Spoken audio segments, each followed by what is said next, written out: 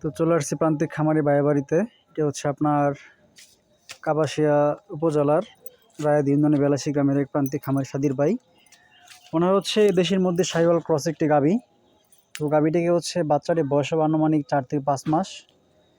তো কাদের মধ্যে হামসুর লক্ষণ আছে দেখতে পাচ্ছেন। পাশাপাশি তার হচ্ছে যে ভাই বললো যে 2বার একজন এআই টেকনিশিয়ান তাকে প্রজনন করাইছে।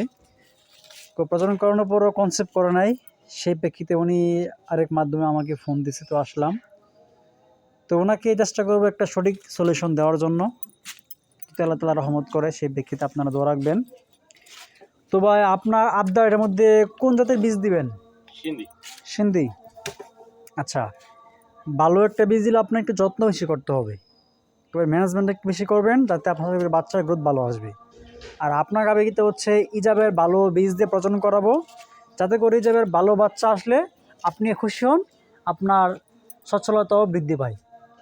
সেই প্রেক্ষিতে কাজ করব। আশা করি আপনারা ইজাবের প্রতি আস্থা রাখতে পারেন। ধন্যবাদ। আসসালামু আলাইকুম ওয়া রাহমাতুল্লাহ।